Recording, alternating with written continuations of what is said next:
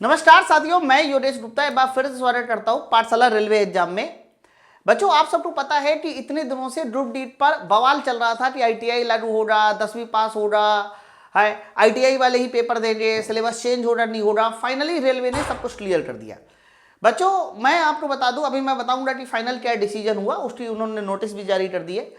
लेकिन सवाल ये है कि ये नोटिस मतलब किस हद तक ये डिसीजन सही हुआ, किस हद तक गलत हुआ।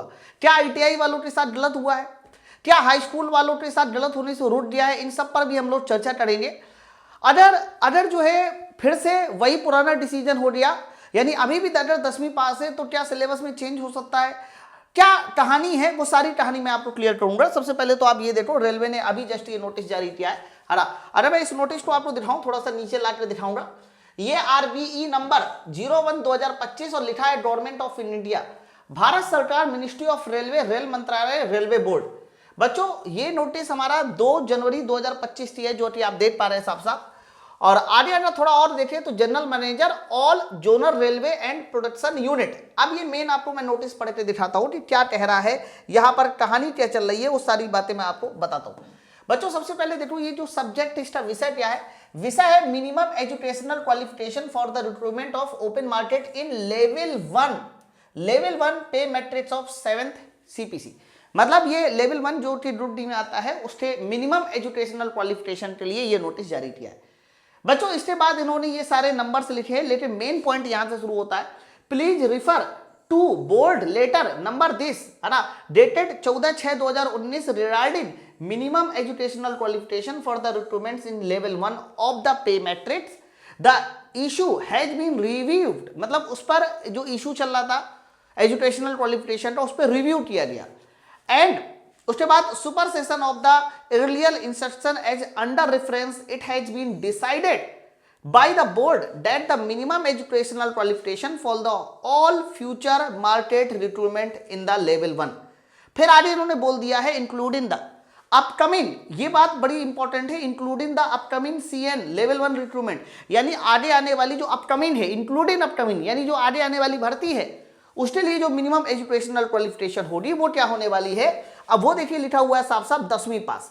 मतलब या तो उनको 10वीं पास चाहिए, या आईटीआई चाहिए, या फिर जो है हमारा एनएसी का सर्टिफिकेट होना चाहिए। तो फाइनली इन्होंने क्लियर कर दिया है कि आप लोग जितने भी बच्चे ग्रुप डी की तैयारी कर रहे थे, उनके पास या तो हमारा 10वीं पास स्टैंडर्ड होना चाहिए, सिर्फ 10वीं पास, या फिर हमारा आईटीआई होना चाहिए, या फिर हमारा एनएसी का सर्टिफिकेट होना चाहिए। मतलब अगर आपके पास इन तीनों में से कोई भी एक चीज है, सबके पास 10वीं तो होता ही होता है ना, तो इन तीनों में से अगर एक चीज है तो वो लोग आईटीआई का फॉर्म, ग्रुप डी का फॉर्म भर सकते हैं। मतलब ये क्वालिफिकेशन, ये वही वाली क्वालिफिकेशन है जो पहले थी, इस बात को पहले समझो। और ये अपकमिंग वैकेंसी में। अब सवाल ये है कि ये गलत हुआ कि सही हुआ। तो मेरे पहले भी आपको एक वीडियो के तहत कहा था, मुझे पता है कि मैं जो बात बोलने वाला हूं, इस बात से कई सारे लोग मुझे गालियां भी दे रहे हैं और कई सारे लोग अप्रिशिएट भी कर सकते हैं। देखो, मैंने पहले भी ये बात बोली थी कि जब हम लोग सिर्फ 10वीं पास स्टैंडर्ड करते हैं तो हमारे पास वो सारे बच्चे भी आ जाएंगे जो 10वीं पास भी है, आईटीआई भी है, इसके अलावा एनएसी भी है, तीनों तरह के बच्चे आ जाएंगे। पहली बात तो फिर एग्जाम डिसाइड करेगा कि कौन से बच्चों का सिलेक्शन होने वाला है, कौन से बच्चों का सिलेक्शन नहीं होने वाला है। लेकिन ये भी सही बात है कि अगर काम आईटीआई वालों का है तो आईटीआई वाले ही लेने जाने चाहिए। तो मैंने फिर बोला था कि अगर सिर्फ आईटीआई वाले ही लिए जाने हैं तो फिर आईटीआई का सिलेबस कंपलसरी होना चाहिए। आप बिल्कुल भी ये नहीं कह सकते कि आईटीआई ही लागू हो और आईटीआई का सिलेबस ना पूछा जाए। अगर आपको आईटीआई लागू करना था तो आईटीआई के सिलेबस से आपको डरना नहीं चाहिए था, ठीक है। जो कि बहुत सारे लोग सिलेबस के चेंज होने का भी विरोध करते कि भाई सिलेबस क्यों चेंज हो रहा, हम नहीं मानेंगे सिलेबस पुराना ही रहना चाहिए। तो अगर आप पुराना सिलेबस रखना चाहते हो मेरे भाई, तो आपको पुराना जो है क्वालिफिकेशन भी तो रहनी चाहिए ना। तो फाइनली ये डिसीजन हो गया है। अब आप सब लोग बताइए नीचे कमेंट सेक्शन में आप क्या सोचते हैं, क्योंकि मुझे इतना पता है कि अगर यहां 10वीं पास को अलाउ कर दिया गया है तो इसका मतलब ये नहीं कि सारे 10वीं पास ही चले जाएंगे, समझना। तो आप लोगों को एक बराबर का मौका दिया गया है कि सारे के सारे बच्चे इस फॉर्म को भरे, जिनका मैथ अच्छा है, जिनका साइंस अच्छा है, जिसका रीजनिंग अच्छा है, वो लोग अच्छे नंबर लाकर जो है फिर आगे फिजिकल के लिए जा सकते हैं। लेकिन अगर पुरानी एजुकेशनल क्वालिफिकेशन है तो 101% सिलेबस में कोई भी चेंज नहीं होने वाला, इस बात को आप लिख लीजिए।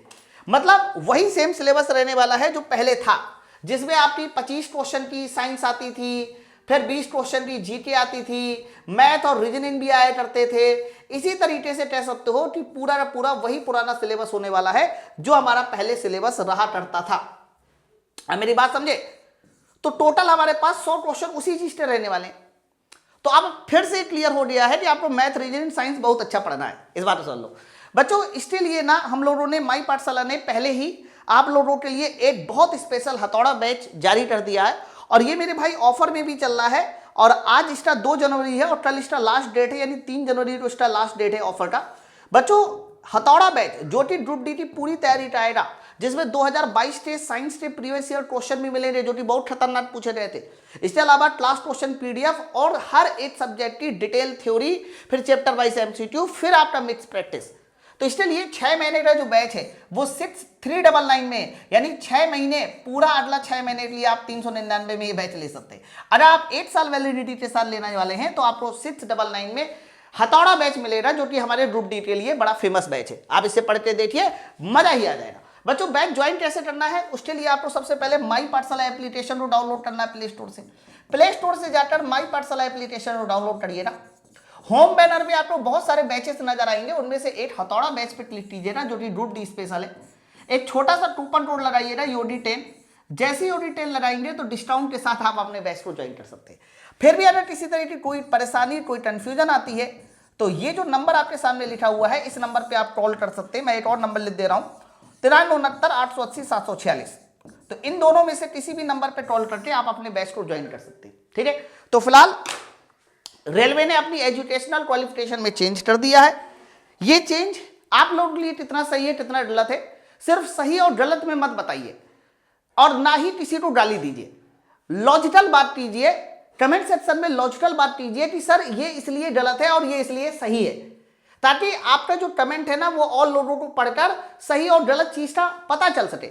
ये नहीं होता ना कि हम ना अपनी बरादरी को सपोर्ट करेंगे, आईटीआई वाले आईटीआई लागू होना चाहिए, 10वीं वाले 10वीं लागू होना चाहिए। मतलब लॉजिकल बात कीजिएगा, जो मैं कह रहा हूं उसको आप सीरियसली लीजिएगा। कमेंट सेक्शन में जरूर बताइए ताकि लोगों को भी पता चले और वो आईटीआई और नॉन आईटीआई को छोड़कर अपनी पढ़ाई पे ध्यान दें। ये इंपॉर्टेंट है कि आपको अपनी पढ़ाई पे ध्यान देना है। ठीक है, तो कमेंट सेक्शन में जरूर बताइएगा।